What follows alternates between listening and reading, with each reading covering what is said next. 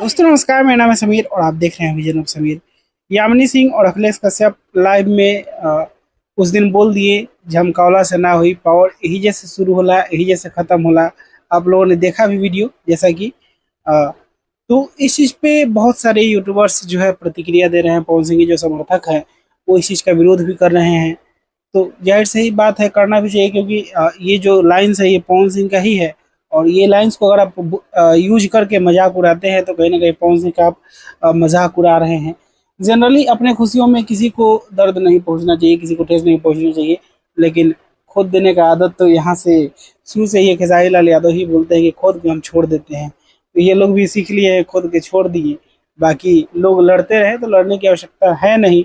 Generally इस type का जो सेंटेंस बोला जाता है, कंट्रोवर्शियल लाइनें जो बोली जाती हैं, वो वीडियोज को वायरल करने के लिए, अपने आप को चर्चा में रखने के लिए।